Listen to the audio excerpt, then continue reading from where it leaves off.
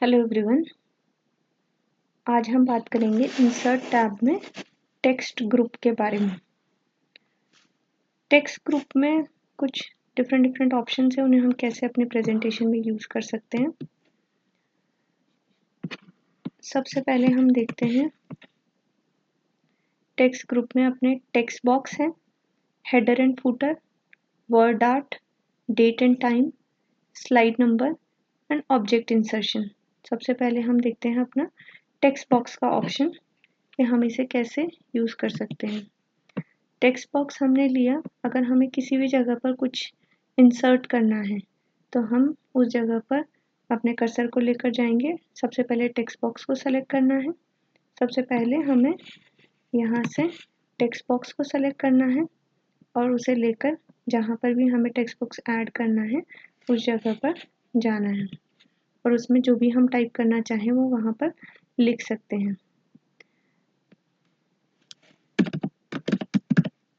Text box insertion.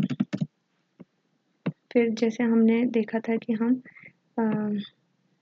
अपने home में जो भी ऑप्शंस अवेलेबल हैं उनकी मदद से इस जो टेक्स्ट लिखा हुआ है उसे हम फॉर्मेट कर सकते हैं। फिर हमारा नेक्स्ट ऑप्शन जो आता है वो है हेडर एंड फूटर का। हेडर एंड फूटर को हम कैसे ऐड कर सकते हैं, क्या क्या उसमें ऑप्शंस हैं, ये हम देखेंगे। यहाँ पर हमारा हेडर एंड फूटर आया। हेडर एंड फूटर में हमारे पास ऑप्शंस हैं date and time. Date and time, अगर हमें अपनी हर एक स्लाइड पर डेट एंड टाइम चाहिए तो हम किस फॉर्मेट में चाहिए। अब इसमें जैसे ही हमने डेट एंड टाइम ऐड किया है तो इसमें दो तरीके के ऑप्शन आते हैं, एक है अपडेट ऑटोमेटिकली, एक है फिक्स्ड। अगर हमने जिस भी डेट को प्रेजेंटेशन बनाया है अगर वो फिक्स रखना है, उस समय को अगर हमें फिक्स रखना है तो हम फिक्स्ड वाले ऑप्शन को चूज़ करेंगे। और अगर हम जब भी हम प्रेजेंटेशन देना चाहते हैं उसी दिन के उस पर डेट दिखाए तो हम अपडेट ऑटोमेटिकली वाले ऑप्शन को चूज़ करेंगे। उसके साथ ही हम अगर चाहते हैं कि हमारे प्रेजेंटेशन में हर जगह पर स्लाइड नंबर भी इंक्लूडेड हो तो हम वहाँ इस ऑप्शन को सेलेक्ट कर सकते हैं। नेक्स्ट है हमारा फूटर, कि हमें अपने फूटर में कुछ लिखा हुआ होना चाहिए, जैसे कंपनी का नाम हो गया या कोई जो सब टॉपिक हो गया, कुछ भी चीज़ जो भी हम उसमें लिखना चाहते हैं। अगर हम यहाँ लिखेंगे दिस इज अ फूटर तो हमें हर एक स्लाइड के फुटर में वो हमेशा शो होगा। इसमें भी अप्लाई टू ऑल, अप्लाई सिर्फ अप्लाई करेंगे तो उसी पर्टिकुलर स्लाइड पर अप्लाई होगा। अगर हम अप्लाई टू ऑल करेंगे तो अप्लाई टू ऑल मतलब जितनी भी प्रेजेंटेशन में स्लाइड्स हैं उन पर अप्लाई होगा। और यहाँ पर एक और ऑप्शन है जो हमें दिखाता है don't show on title slide. Generally हम जब भी प्रेजेंटेशन बनाते हैं तो उसमें जो फर्स्ट स्लाइड होती है वो हमारी टाइटल स्लाइड होती है। उसमें हम अपना प्रेजेंटेशन का जो टॉपिक है, हमारा खुद का नाम या कंपनी का नाम वो ऐड करते हैं तो हम नहीं चाहते कि वहाँ पर भी वो स्लाइड नंबर या डेट या फुटर वाली इंफॉर्मेशन को ऐड करें, तो हम उसको यहाँ पर इससे सेलेक्ट करके हम स्किप कर सकते हैं। अप्लाई टू ऑल हमने किया तो अब हमारी हर एक स्लाइड पर वो इंफॉर्मेशन ऐड होकर आ गई कि दिस इज़ अ फुटर। यहाँ डेट ऐड हो गई हमारी और यहाँ पर स्लाइड का नंबर भी हमारे पास शो हो रहा है। इसे भी हम मॉडिफाई कर सकते हैं कि हमें किस फॉन्ट में चाहिए, इसके साइज को, इसके कलर को, इन सब चीज़ों को भी हम मॉडिफाई कर सकते हैं। और यहाँ पर हम देख सकते हैं कि फर्स्ट स्लाइड जो है, फर्स्ट स्लाइड पर कोई भी इंफॉर्मेशन उससे रिलेटेड नहीं आई है क्योंकि हमने वहाँ पर ऑप्शन टिक किया था कि don't apply to title slide. अगर हम इसको एक बार और देखना चाहें तो हेडर एंड फुटर, हमने डेट एंड टाइम लिया, उसमें स्लाइड नंबर लिया था, फुटर लिया don't show this on title slide. अगर हम इसे अनसेलेक्ट करते हैं तो हमें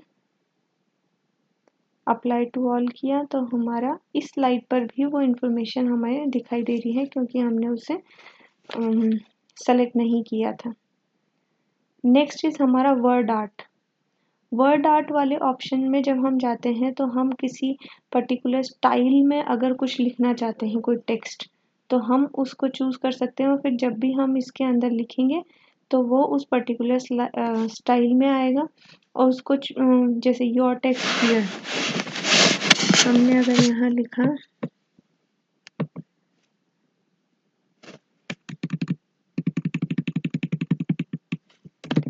माय प्रेजेंटेशन,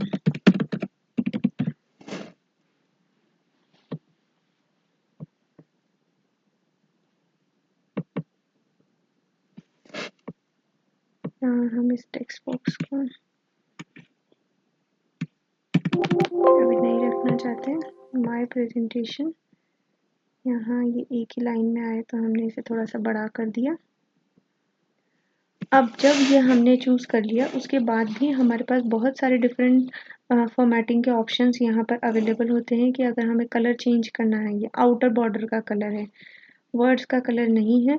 आउटर बॉर्डर में हमें कुछ भी जो भी चेंजेस लाने हो वो ला कर सकते हैं। यहाँ पे शेप फिल, अंदर जो हमारा ये स्क्वायर रेक्टेंगल शेप का जो भी है जहाँ पर हमारा वर्ड आर्ट इंसर्ट हुआ है, अगर हमें उसमें कुछ फिल करना है तो हम उसका कलर भी यहाँ से चेंज कर सकते हैं।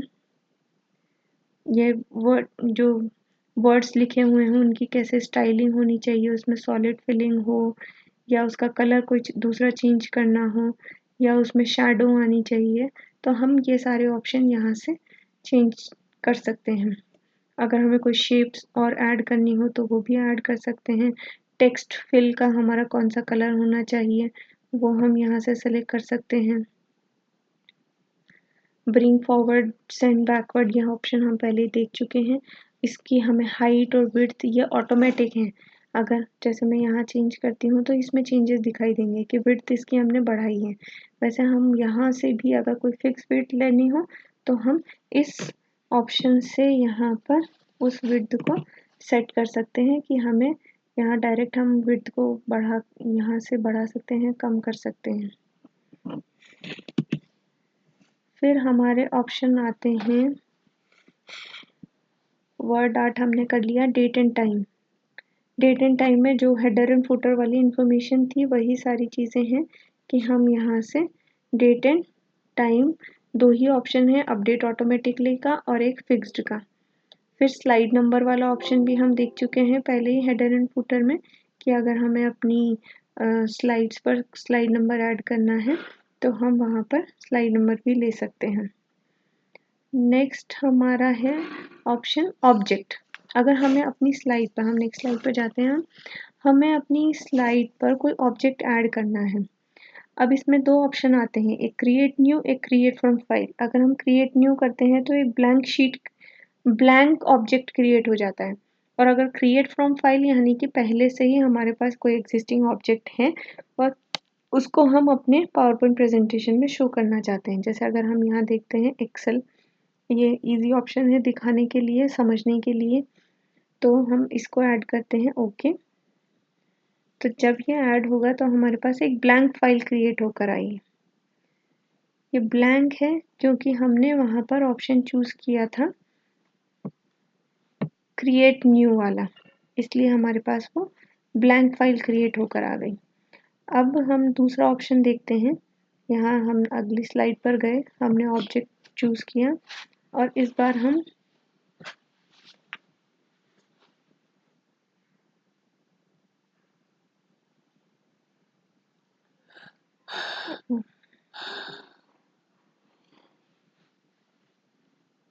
ओके अब हमने किया क्रिएट फ्रॉम फाइल, यानी हमारे पास कोई एग्जिस्टिंग ऑब्जेक्ट है उसको हम यहाँ लाना चाहते हैं। तो हमने डेस्कटॉप पे एक पीपीटी एक एक्सेल शीट बना रखी है। उस एक्सेल शीट को अगर हम यहाँ पर शो करेंगे तो वो पूरा का पूरा ऑब्जेक्ट उठकर, यानी वो एक्सेल फाइल जो है, जितनी एक्सेल फाइल में डेटा है, यहाँ पर हमने इस एक्सेल फाइल को यूज़ किया था चार्ट्स को समझने के लिए। तो ये एक्सेल फाइल हमारे पास क्रिएटेड ऑब्जेक्ट थी जो कि यहाँ पर अब एक स्लाइड पर एक नॉर्मल टेबल की फॉर्म में यहाँ पर हमें डिस्प्ले हो रही है। तो अगर हम इस प्रेजेंटेशन को देखें कि कैसा दिखेगा तो ये इस टाइप से हमें विजिबल होगा। यहाँ पर फुटर हमें दिख रहा है, नीचे डेट और स्लाइड नंबर ये भी हमें यहाँ पर विजिबल है। ये ऑब्जेक्ट जो हमने बनाया वो ऑब्जेक्ट है यहाँ पर।